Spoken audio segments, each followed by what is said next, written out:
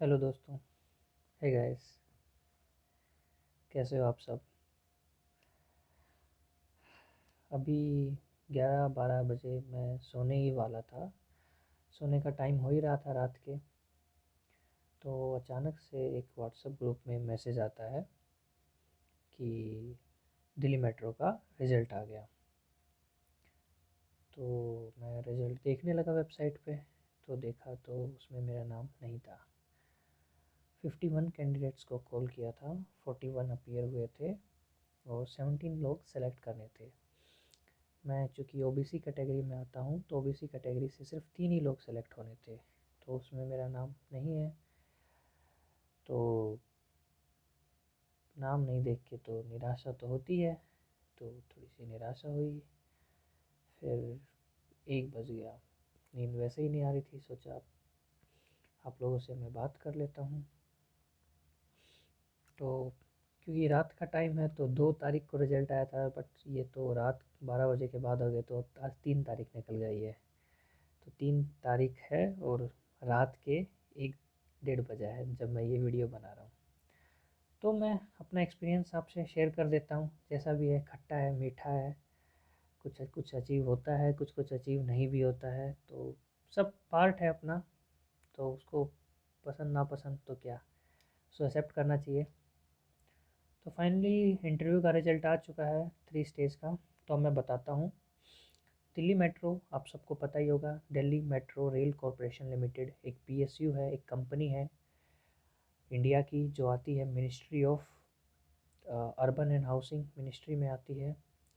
और जिसका काम है मेट्रो सिटीज़ में मेट्रो को डेवलप करना। Hyderabad metro, Kochi metro, Bangalore metro और दिल्ली मेट्रो तो ऑफ कोर्स है ही। और एनसीआर के आसपास लखनऊ मेट्रो, इन सबको, जयपुर मेट्रो, इन सबको असिस्ट करना। ठीक है। जो रेलवे होती है वो रेलवे अलग है, लेकिन जो मेट्रो होती है वो अलग मिनिस्ट्री में आती है। रेलवे मिनिस्ट्री ऑफ रेलवे के अंडर में आती है, रेल मंत्रालय के अंदर। बट जो मेट्रो होती है वो अर्बन मिनिस्ट्री के अंडर में आती है। तो दोनों अलग अलग चीज़ें हैं। मिनिस्ट्रीज अलग अलग हैं, वर्क कल्चर अलग अलग है, स्टैंडर्ड अलग अलग हैं, काम करने के स्टाफ अलग अलग है, ट्रेनिंग अलग अलग होती है।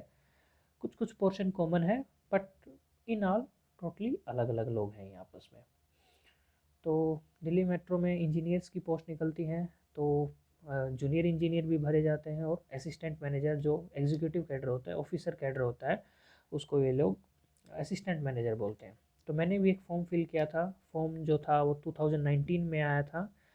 2019 के दिसंबर में आया था, दिसंबर 2019। और जनवरी 2020 में हमने फॉर्म भर दिया था, जिसका एग्ज़ाम जो हुआ था 2020 में फरवरी में हो गया था।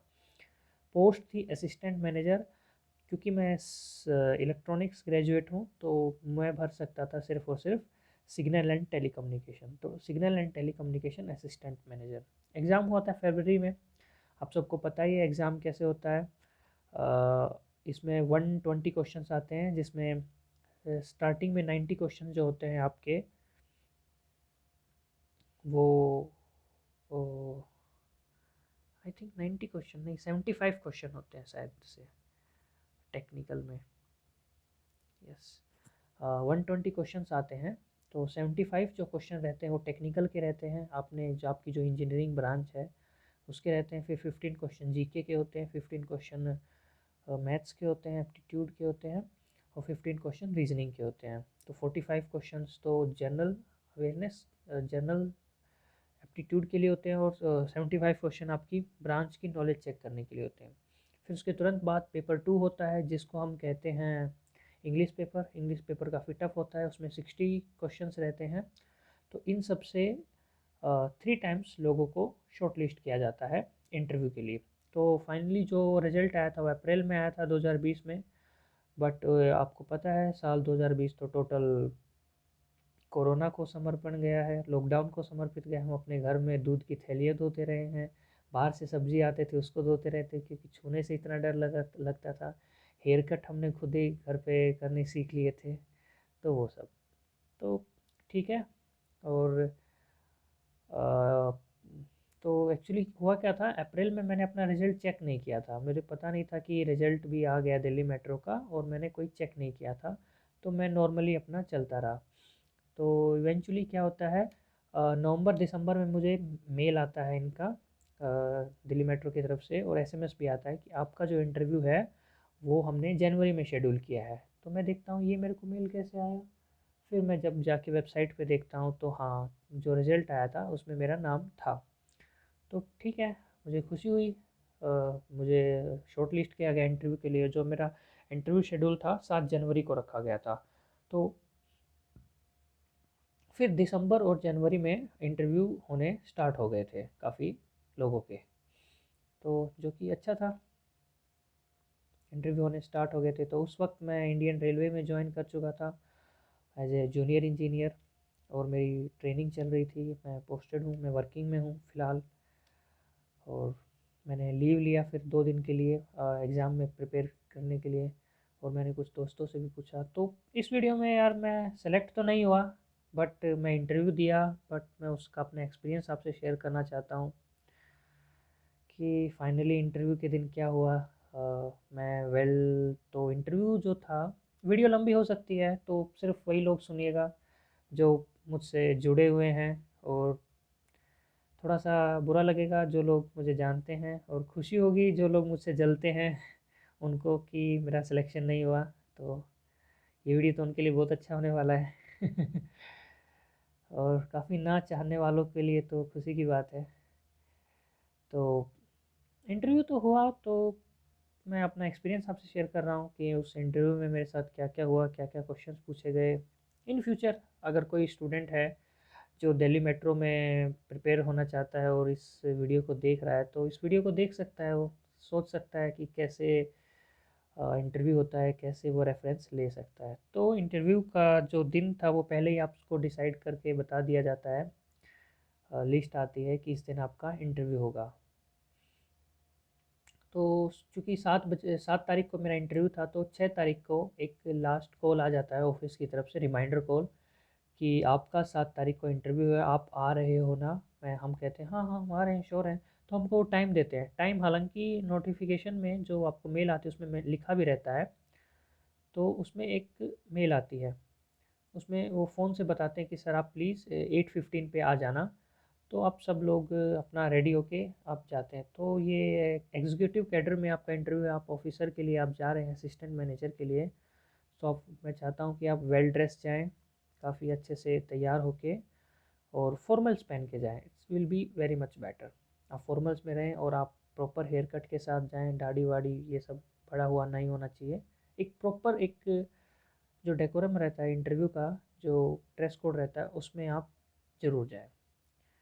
तो इंटरव्यू में आपका रोल नंबर चेक होता है, और कोविड-19 के जो भी उस टाइम के रूल्स थे वो सब चेक होने के बाद में हमको एक रेल भवन में बैठा दिया जाता है। मेट्रो का भवन है जहाँ पे मेट्रो की ट्रेनिंग होती है, शास्त्री पार्क में। तो वहाँ पे हमको बैठा दिया जाता है। तो हमको एक कैंडिडेट फॉर्म भी दिया जाता है जिसमें हमको अपनी करंट डिटेल्स लिखनी होती है, हमारा नाम, हमारा कॉलेज, हमने कहाँ से कॉलेज किया, और हमारे कॉलेज के प्रोजेक्ट, हमारी कोई हॉबीज़ वगैरह हैं तो वो, प्रेजेंट में अगर हम वर्किंग हैं तो नहीं वर्किंग है। और एक सभी को डिफरेंट रूम्स में बैठा दिया जाता है, मतलब बैच के अकॉर्डिंग, क्योंकि कोविड था तो 2 रूम अलॉट हुए थे। तो 20-20 लोग करके बैठ जाते हैं, 20-20 करके कैंडिडेट्स बैठ जाते हैं। आपका एक डॉक्यूमेंट वेरिफिकेशन होता है, और आपका वो सब फिंगरप्रिंट्स वगैरह होता है कि जिस बंदे ने एग्ज़ाम दिया था सीबीटी में और आज जो डॉक्यूमेंट इंटरव्यू के लिए है वो सेम है कि नहीं है। बायोमेट्रिक जिसको कहते हैं। तो बायोमेट्रिक हुआ, फिर सबका बायोमेट्रिक हुआ और सबके डॉक्यूमेंट्स वगैरह को असाइन कर दिया जाता है। फिर एक जब डॉक्यूमेंट की जो टीम होती है, जब सबका डॉक्यूमेंट वेरिफिकेशन कर देती है, फिर जो चीफ़ रहते हैं, जो इंटरव्यू पैनल के लिए मेंबर्स हैं, उनको बुला लिया जाता है और इंटरव्यू जो प्रोसेस होता है वो स्टार्ट होता है। तो एक एक करके इंटरव्यू होता है, और जिसका पहले इंटरव्यू होता है उसको अंदर भेज दिया जाता है, और जिसका नेक्स्ट होता है उसको बाहर बैठा दिया जाता है कि जैसे वो आए उसके बाद आपको जाना होता है। तो ठीक है, मैं बैठा रहा काफ़ी स्टूडेंट्स के बाद, 6 से 7 स्टूडेंट्स के बाद फिर मेरा नंबर आता है। इंटरव्यू 25 मिनट्स हम कह सकते हैं कि हाँ, 25 मिनट्स के आसपास आपका इंटरव्यू चलता है। तो मैंने वहाँ पे कम्युनिकेशन तो नहीं हो पाता है जहाँ पे जो बाकी लोग आए हुए थे, क्योंकि ये तो कंपटीशन है। सब आपस में कोई बात करता नहीं है और सब अपना अपना पढ़ रहे होते हैं कुछ कुछ इंटरव्यू से पहले। तो फिर इंटरव्यू का जब मेरा नाम आता है तो मैं इंटरव्यू देने जाता हूँ। इंटरव्यू से पहले मेरे को एक चेयर पे बैठा दिया जाता है और जैसे ही फैकल्टी निकलती है और तो मेरे को कहा जाता है कि आप जाइए। तो मैं जब जाता हूँ तो वहाँ पे 5 मेंबर्स का पैनल रहता है, जिसमें 4 हमारे सामने रहते हैं, एक हमारे से स्क्रीन पे जुड़ा हुआ होता है। एक कंप्यूटर स्क्रीन होती है, एक सर कंप्यूटर स्क्रीन से देखते हैं। बट मेरे केस में वो सर एब्सेंट थे, उस दिन सर अवेलेबल नहीं थे। बट जो इलेक्ट्रिकल के इंटरव्यू हुए थे तो उसमें 5th पैनल मेंबर भी था। तो एक मैडम थी और 4 सर थे। तो सबसे पहले तो वो आपको कॉन्फिडेंस देते हैं, आपको सपोर्ट करते हैं कि आप बैठ जाइए और आप कंफर्टेबल हो जाइए। आप जब बोलेंगे हम इंटरव्यू स्टार्ट कर देंगे और आप बेझिझक अपना इंटरव्यू दीजिए, हिंदी और इंग्लिश में कोई डिफरेंस, कोई फ़र्क नहीं। कंफर्टेबल होके आप बस आप अपना इंटरव्यू दीजिए। तो मैंने अपना मोड ऑफ कन्वर्सेशन इंग्लिश चुना था, क्योंकि इंग्लिश में हमारा हमने पढ़ाई किया है तो इजी टू एक्सप्रेस है, सब हम फॉर्मल लैंग्वेज यूज़ कर सकते हैं। सबसे पहले तो मैंने अपना इंट्रोडक्शन दिया कि मेरे से सवाल पूछा गया कि आप अपने आप को इंट्रोड्यूस कीजिए अपने बोर्ड मेंबर्स को। तो मैंने अपना इंट्रोडक्शन दिया था और इंट्रोडक्शन में मैंने बताया कि मैं वर्किंग में हूँ। तो उन्होंने मेरे को मेरे प्रेजेंट जॉब के बारे में पूछा कि आप कहाँ पे वर्किंग है, कैसा वहाँ पे इन्वायरमेंट है, आप क्या काम करते हैं, आपकी जॉब्स क्या हैं, आपकी रिस्पॉन्सिबिलिटीज़ क्या हैं, और आप क्यों, और सबसे इम्पोर्टेंट सवाल, आप क्यों उस अच्छी जॉब को छोड़ के यहाँ पे आना चाहते हैं, आपको क्या चेंजेस मिलेगा, क्या आपकी एक्सपेक्टेशंस है इस नई जॉब से, और क्यों आप स्विच करना चाहते हैं पुरानी जॉब से इस जॉब पे। और ये क्वेश्चंस के बाद में फिर दूसरे टीचर जो होते हैं वो मुझसे पूछते हैं कि इस वक्त तुम जिस सिटी में हो वो सिटी कैसी है। जैसे मैं मदुरई में हूँ तो उन्होंने मुझसे पूछा कि मदुरई में क्या फ़ेमस है, क्या अच्छा लगता है तुमको मदुरई में।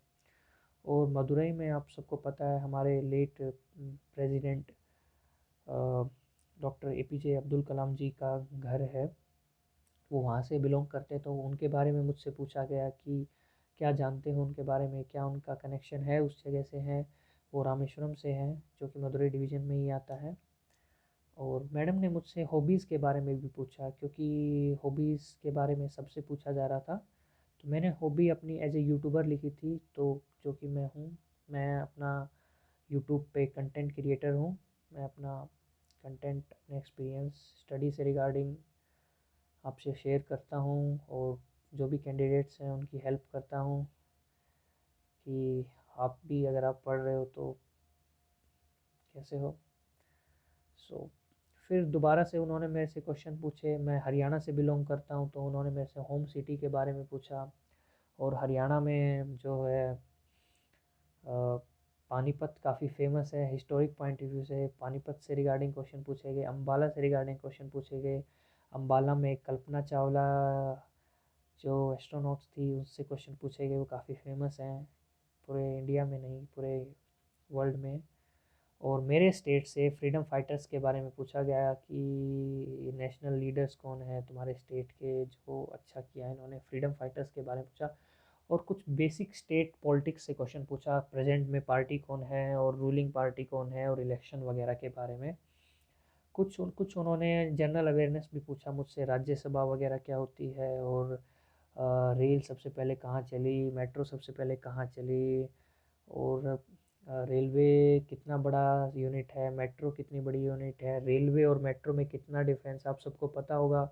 रेलवे रेल मिनिस्ट्री के अंडर में आती है, metro ministry of urban and housing के अंदर में आती है। रेलवे जो होती है वो ब्रॉड गेज पे चलती है, जिसका ब्रॉड मीन्स दो रेल्स के बीच में, दो ट्रैक के बीच में जो गैप होता है उसको गोज बोलते हैं, जो कि होता है 1676 mm। और मेट्रो में ये फॉलो किया जाता है 1435 mm, जो कि स्टैंडर्ड गोज है। और जो रेल होते हैं उसमें बैलास्ट होते हैं, बैलास्ट आपने देखे होंगे पत्थर होते हैं, लेकिन मेट्रो के किसी भी ट्रैक में पत्थर नहीं है, वो कंक्रीट है। तो ये सब क्यों है और एलिवेशंस क्यों हैं इतने सारे, काफ़ी सेफ्टी पॉइंट ऑफ व्यू से, टेक्नोलॉजी पॉइंट ऑफ व्यू से काफ़ी क्वेश्चंस होते हैं मेट्रो और रेलवे के कंपैरिजन के, वो सब मुझसे पूछे गए।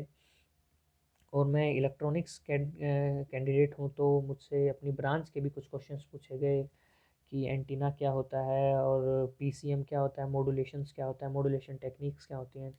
तो ओवरऑल इंटरव्यू काफ़ी क्वेश्चंस से फिल गया था, और कुछ क्वेश्चंस के आंसर मैं नहीं भी दे पाया था। उसमें मैंने साफ साफ बेझिझक कह दिया था कि सर सॉरी, मुझे तो इसका आइडिया नहीं है, I am not able to recall.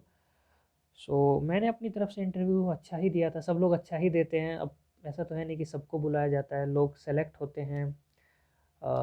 बहुत टफ होता है पेपर, बहुत हाई कट ऑफ जाती है। आप एक दो मिस्टेक करेंगे तो आप रिटर्न में ही बाहर हो जाएंगे। सो अच्छा स्कोर करना पड़ता है आपको इंटरव्यू में भी अपीयर होने के लिए। सो सब लोग सेलेक्टेड थे, सब लोग अच्छी पोस्ट पे थे, सब लोग अच्छे अच्छे कॉलेजेस में थे। सबको कॉल आया था जिनको, और सबका इंटरव्यू नॉर्मल ही गया था। मैंने इंटरव्यू के बाद में एक दो लोगों से बात किया था, उनमें से एक पर्सन तो सेलेक्ट भी हुए हैं। दीक्षु नाम है उनका। कॉन्ग्रेचुलेशंस अगर आप ये वीडियो देख रहे हैं तो। और सब ने ये कहा था कि हाँ ठीक ठाक गया, कुछ क्वेश्चंस आ भी रहे थे, कुछ क्वेश्चन नहीं भी आ रहे थे, तो ओवरऑल तो ऐसे ही था। तो ये पार्ट है, कभी कभी एग्ज़ाम्स में नहीं भी सेलेक्ट होते हैं। तो अभी रिज़ल्ट आया था तो सोचा है आपसे शेयर ही कर दें। तो ये वीडियो यार उस स्टूडेंट्स के लिए काफ़ी हेल्पफुल है जो प्रिपेयर कर रहा है अपने दिल्ली मेट्रो एग्ज़ाम्स के लिए। और अगर आपका भी कोई दिल्ली मेट्रो में कोई एग्ज़ाम है, कोई इंटरव्यू है, तो प्लीज़ आप कमेंट सेक्शन में मुझे बताइएगा। क्योंकि मैं एक्सपीरियंस हूँ और एक दो लोगों से कनेक्टेड हूँ जो ऑलरेडी वर्किंग है वहाँ पे, तो मैं आपको बताऊँगा कि आप इंटरव्यू के लिए आप अच्छा भी प्रिपेयर कर सकते हैं।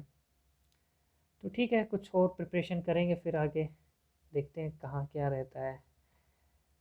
तब तक के लिए अपनी वही जॉब चलती रहेगी। ठीक है दोस्तों, कुछ और एक्सपीरियंस खट्टा मीठा कुछ होगा तो आपसे शेयर किया जाएगा। तो इस वीडियो को यार मैंने वैसे ही बोरिंग बना दिया क्योंकि कुछ खास था भी नहीं इसमें जॉयफुल, तो ये तो ऐसे ही जाएगा। तो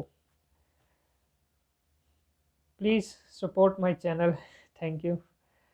हो सकता है तो मैं आपको फिर से कोई अच्छी वीडियो बना के आपको मोटिवेट करूँगा। थैंक यू, मिलते हैं नेक्स्ट वीडियो में।